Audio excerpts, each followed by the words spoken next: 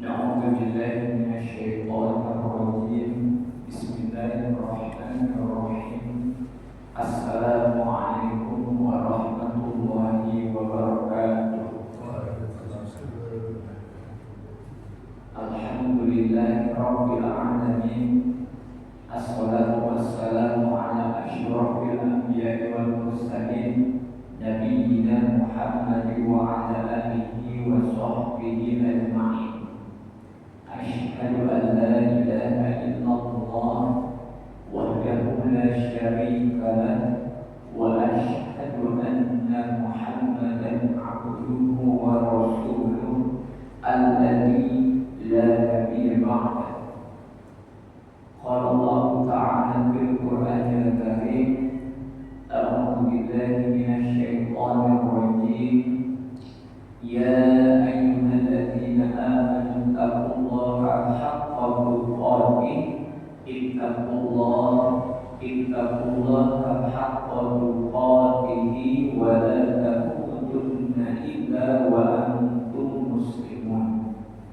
قال رسول الله صلى الله عليه وسلم: تركت فيكم أمرين لن تضلوا ما تمسكتم بهما كتاب الله وسنة رسوله.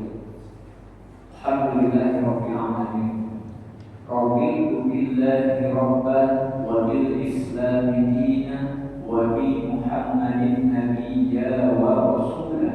رب زدنا علما وارزقنا فهما.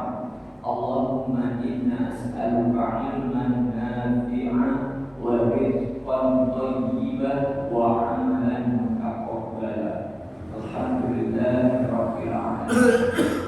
Bagaimana Allah Subhanahu wa Ta'ala, tetap kita dalam keadaan bersyukur kepada Allah Azza wa Jalla yang hari ini memberikan kita kekuatan, di antaranya kekuatan iman, kekuatan akan kesehatan, dan kesempatan yang Allah berikan kepada kita yang mungkin belum bisa didapati oleh semua orang-orang yang beriman kepada Allah Subhanahu wa Ta'ala.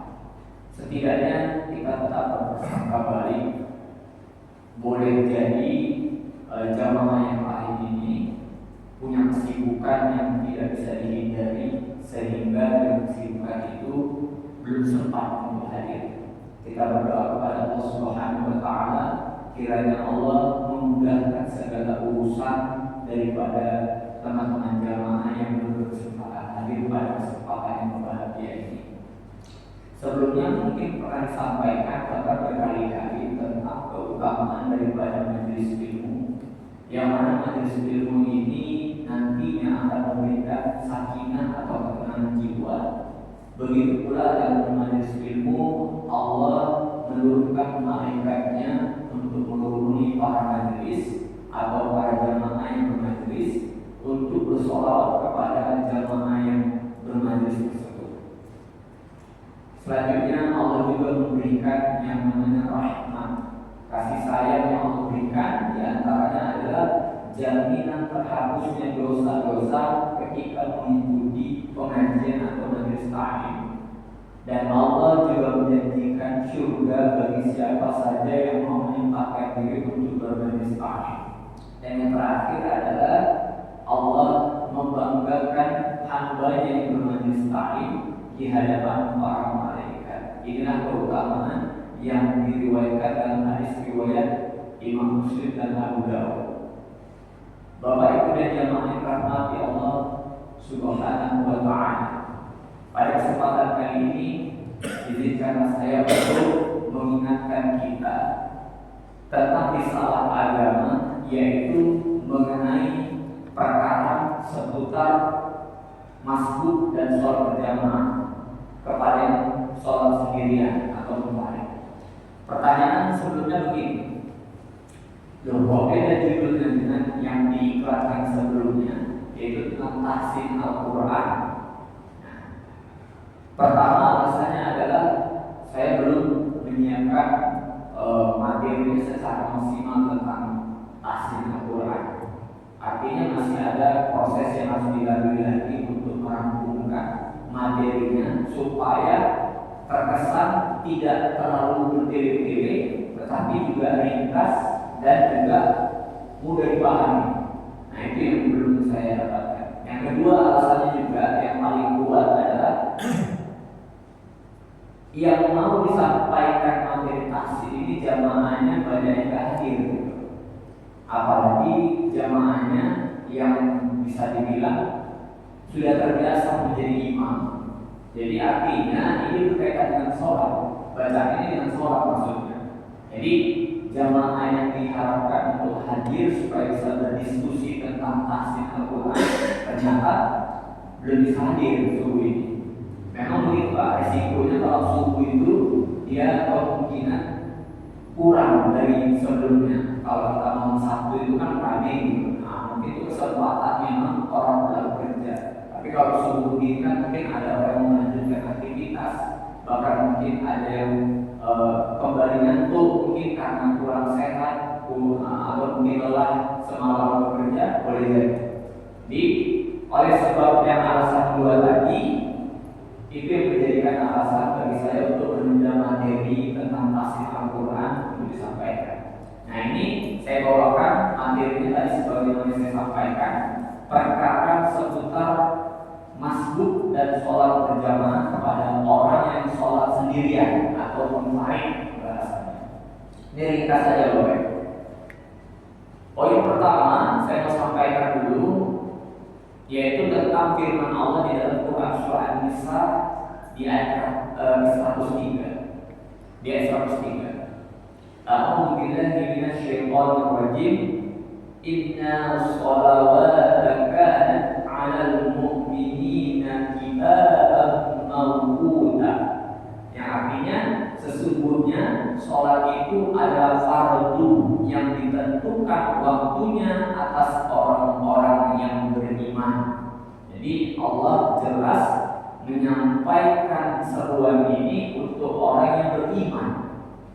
Gak pernah Allah bilang orang yang muslim, enggak, orang Islam tidak.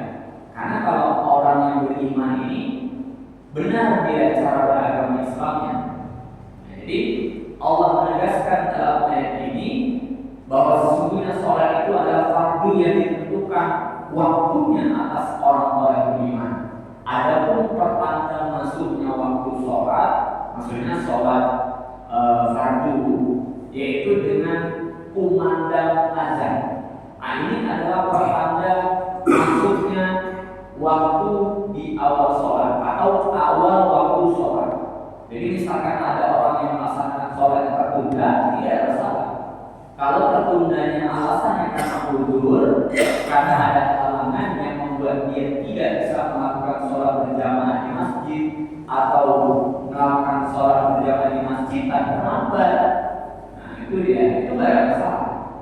Nah, cuma kalau ditanya mana yang lebih afdol atau utama adalah yang sholat di awal waktu bersama imam berjamaah di masjid, khususnya bagi laki-laki. Kalau ibu-ibu utamanya di rumah, walaupun boleh melaksanakan sholat di masjid. Bapak Ibu dan jemaah yang dirahmati Allah Subhanahu wa taala, di dalam hadis riwayat Bukhari dan Imam Muslim dari Abu Hurairah radhiyallahu anhu, Nabi sallallahu alaihi wasallam pernah bersabda, yang artinya barang siapa mendapat satu rakaat dari sholat jamaah, maka ia mendapati sholat jamaah. Kalau ini mudah dipahami ya Bapak Ibu ya. Saya ulangi, barang siapa mendapat satu rakaat dari sholat jamaah, maka ia mendapati sholat jamaah. Nah, kata mendapati sholat berjamaah ini bisa fleksibel Bapak Ibu. Apakah di awal waktu, kita ambillah contohnya di sholat maghrib atau subuh seperti tadi, dia mendapati sholat yang pertama, rakaat pertama sebelum imam itu bangkit dari rukunya, maka itu dikatakan dia telah masuk dalam kategori jamaah. Atau dia terlambat satu rakaat, Imam sudah dalam kondisi rakaat yang kedua, dia belum masuk, berarti dia tetap berjamaah. Cuma dia punya hutang. Hutangnya apa? Hutang rakaat. Atau imamnya hampir selesai, alias imamnya sudah dalam keadaan tasyahud akhir, dia masuk, bagaimana? Tetap dia akan berjamaah karena imamnya belum ucap salam. Cuma dia terhutang berapa rakaat? 2. Kenapa? Karena tertinggal dari i'tidal. Maka rakaat itu dihitung dari i'tidalnya. Ketika imam sudah bangkit dari ruku, sami Allahu liman hamidah, maka dia dianggap telah terhutang dari rakaat. Sekalipun dia sudah hadir di rakaat yang kedua, tapi dalam kondisi imam tidak lagi i'tidal atau sudah berlepas diri dari i'tidal. Itu dia. Jadi tetap dianggap berjamaah, cuma terhutang ya. Dihitung dari imam itu i'tidal atau sami Allahu liman hamidah. Kalau dapat rukunya atau sebelum ruku dia sudah masuk, maka dia dianggap telah mendapati rakaat dan tidak tertinggal sebelum imamnya bangkit dari ruku atau i'tidal. Selanjutnya dari Abu Bakar, Nabi SAW bersabda, yang mana riwayat ini diabadikan dalam hadis riwayat Abu Daud, yang mana arti daripada hadis ini yaitu barang siapa mendapati ruku maka ia mendapatkan rakaat. Nah, ini lebih detail lagi. Kalau tadi kategorinya adalah yang penting imam tadi belum menyelesaikan sholatnya, maka dalam keadaan apapun dia tetap dia mendapati sholat berjamaah, cuma terhutang dari rakaat. Nah, ini lebih detail lagi. Detailnya apa? Detailnya seperti yang saya sampaikan tadi, bahwa barang siapa mendapati ruku, imamnya ruku, rupanya ruku si imam tadi itu belum bangkit, dia udah sempat bertakbiratul ihram, lalu dia ikut ruku sebelum imam bangkit dari rukunya atau sebelum dia i'tidal, maka dianggaplah dia telah mendapati ruku atau mendapati rakaat dan dia tidak tertinggal dalam rakaat itu. Apakah itu rakaat yang pertama atau rakaat yang kedua dan seterusnya. Nah, ini dalam hadis riwayat Abu Daud ditegaskan tentang kategori orang yang mendapati rakaat dalam sholat berjamaah. Selanjutnya dari Abu Qatadah radhiyallahu anhu, Nabi SAW bersabda yang artinya, yang kalian dapati dari sholat jamaah maka ikutilah, yang terlewat maka sempurnakanlah. Hadis riwayat Bukhari dan Muslim. Sama ya, maksudnya tadi Pak Bu adalah ketika kalian mendapati dari sholat berjamaah maka ikutilah, yang terlewat sempurnakan. Artinya terhutang tadi harus ditunaikan. Nah, ini sama seperti yang di atas tadi. Nah, detailnya adalah yang saya sampaikan berdasarkan dari dalil di atas, baik Quran ataupun hadis yang diabadikan oleh para imam, para hadis atau riwayat hadis. Pertama, poinnya adalah makmum masbuk adalah orang yang tidak memulai sholat bersama imam. Walaupun dia masuk dalam kategori berjamaah, berkesempatan untuk mengikuti sholat berjamaah, namun dia dianggap orang yang tidak memulai atau tidak mengawali sholatnya bersama imam. Atau simpelnya ini, tidak mengawali sholat dengan takbiratul ihram bersama imam. Itu dia. Yang kedua, orang yang bermakmum kepada orang yang sholat sendiri. Nah, ini Pak, kasus ini Pak.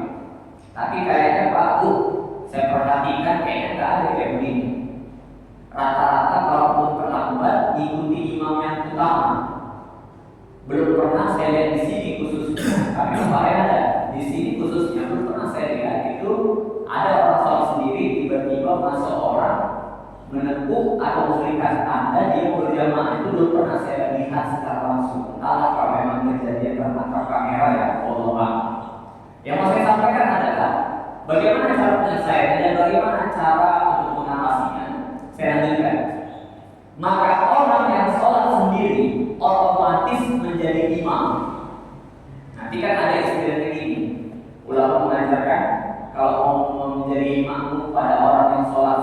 sendirian.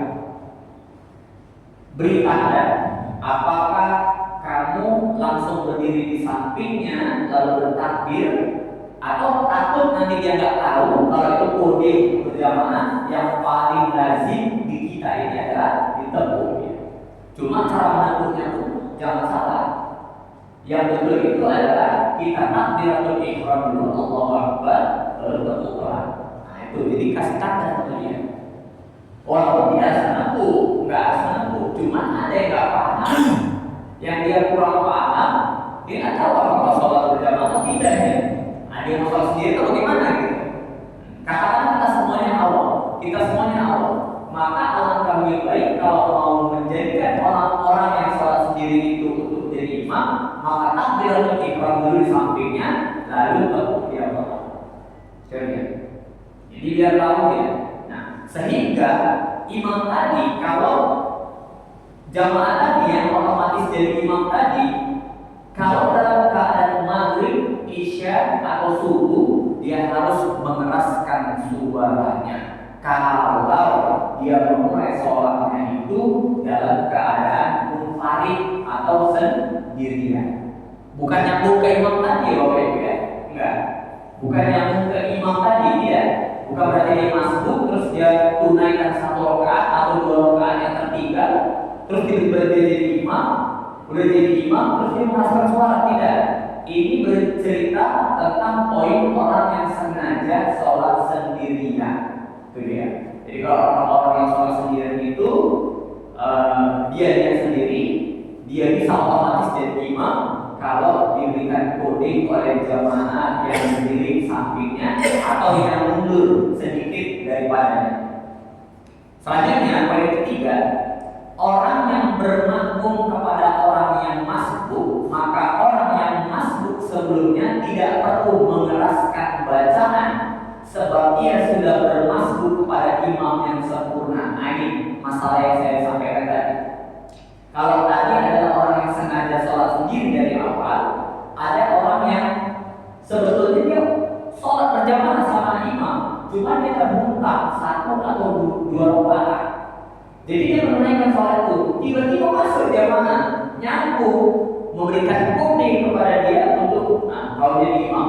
Maka jamaah ini dalam kondisi sholatnya itu sholat suara jahat seperti maghrib, isya dan subuh, maka tidak perlu mengeraskan suara. Nah ya, kemudian Bapak Ibu ya, kalaupun pahit atau dia sengaja sholat sendiri, dia keraskan suaranya di waktu maghrib, isya, subuh. Tapi kalau dia kayak tadi misalkan subuh, dia harus masbuk, tiba-tiba masuk orang lain menepuh atau memberikan tanda untuk menjadikan dia imam secara otomatis, dia jadi imam, cuma nggak perlu mengeraskan suaranya. Kalau dalam kondisi rokaatnya adalah rokaat pertama atau rokaat yang kedua, nggak perlu mengeraskan suara. Ini yang mengingatkan Bapak Ibu. Selanjutnya yang keempat poinnya adalah dalil yang sahih tentang jamaah yang datang terlambat, sedangkan shaf di depan sudah penuh, maka tak perlu memberi isyarat kepada jamaah yang di depan untuk mundur demi menjaga kesempurnaan shaf di depannya. Simpelnya ini jamaah sudah penuh di depan, tiba-tiba masuk jamaah baru. Ada pemahaman sebagai jamaah begini, kalau sendirian itu nggak boleh, memang nggak boleh. Cuma masalahnya, bagaimana kalau dia menarik jamaah yang dari depan ke belakang? Itu nggak boleh. Loh, tapi katanya nggak boleh sendirian di belakang. Betul. Kalau kondisinya belum mulai sholat, itu dia. Kalau belum mulai sholat, afdolnya si jamaah tadi waktu imam masih berdiri ke belakang, yang ke belakang, sok diluruskan dirapatkan, rupanya ganjil ini. Mau masuk ke sana nggak cukup karena orangnya di samping gendut misalnya, atau besar badannya mau masuk tanggung, jadi dia terpaksa di belakang. Nah maka harus mengalah orang satu orang di depan untuk mundur menemani dia. Bukan berarti udah sholat berlangsung, udah padat ini penuh, dia nggak bisa masuk lagi ke shop yang pertama karena cuma dia sendiri yang di belakang. Dia nggak boleh menarik orang. Kenapa? Menarik orang di depan itu sama dengan mengganggu orang sholat.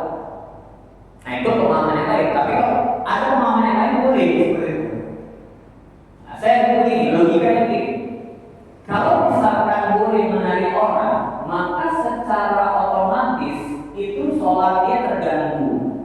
Udah gitu, kalau dia mengambil jamaah yang di tengah tadi, itu akan membuat pergeseran yang berlanjut di barisan paling depan, mengganggu gerakan sholat tadi. Maka tidak mengapa dalam kondisi terdesak atau kondisi yang memang terpaksa dia sendiri, tidak masalah. Itu kan bicara afdol, nggak jatuh kepada dosa. Jadi tidak berdosa orang yang sholat sendirian, tak kalau dia terpaksa harus sendiri di belakang, dikarenakan jamaah sudah melangsungkan sholat di awal waktu. Jadi lebih afdol tidak menarik jamaah dari depan ke belakang. Nah selanjutnya, yang kelima, isyarat bagi orang yang hendak memundurkan makmum tunggal atau bermakmum kepada orang yang munfarid, maka tidak harus dengan menepuk bahu, tetapi juga bisa dengan sedikit mengeraskan suara takbir. Ini kayak saya ceritakan tadi Bapak Ibu.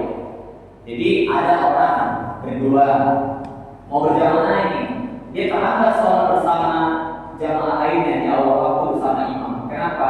Baru selesai seminar misalkan, baru selesai pelatihan, masuk ke musola atau masjid, sholat berdua mereka. Ya mereka pasti udah ngerti siapa yang jadi imam, siapa yang jamaah.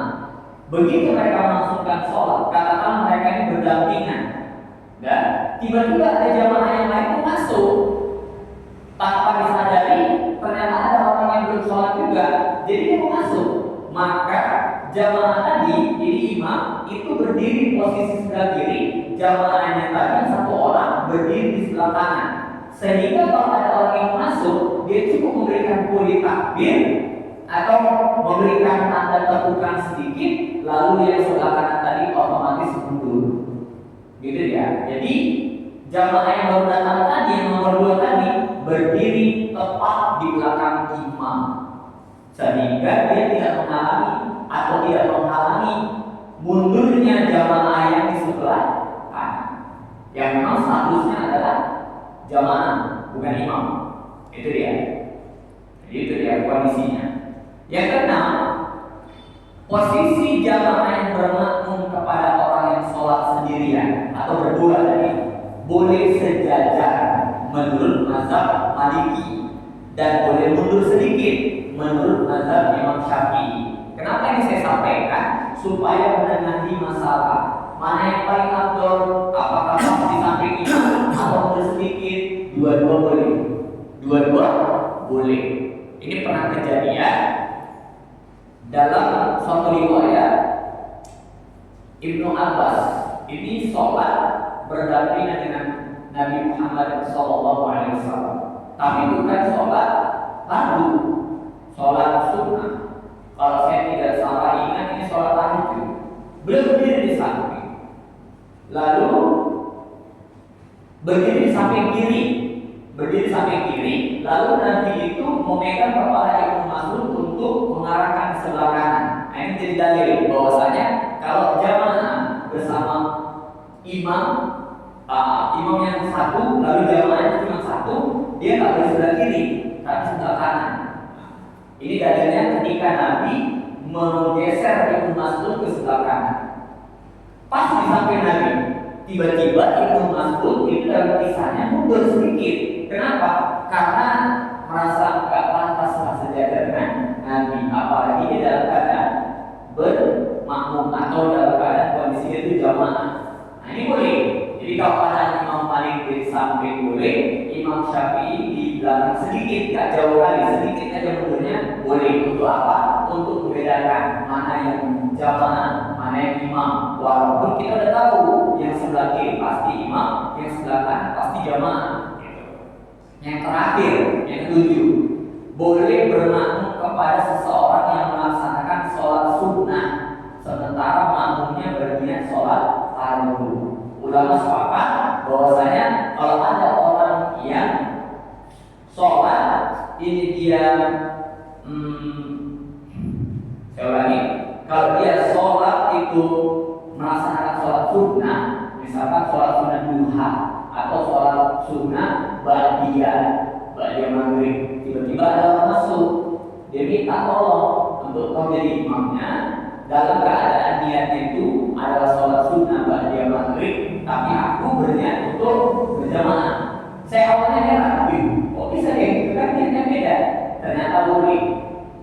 Ternyata boleh kita berjamaah kepada orang yang sholat sunnah. Untuk apa? Untuk mendapatkan fadilah 27 derajat. Tuh, sebagaimana disampaikan informasi jam berapa?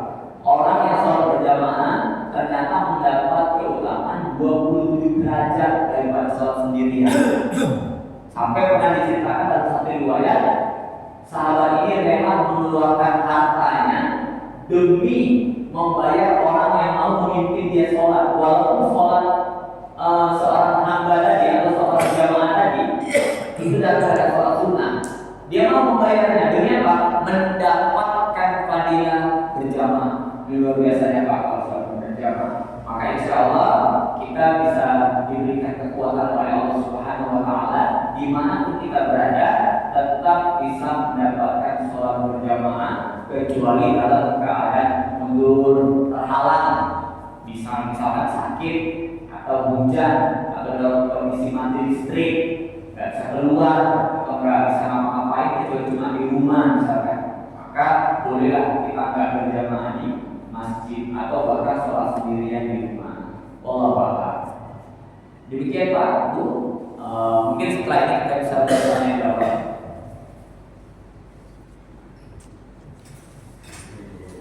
Demikian yang dapat saya sampaikan. Insya Allah dapat bermanfaat bagi kita semuanya.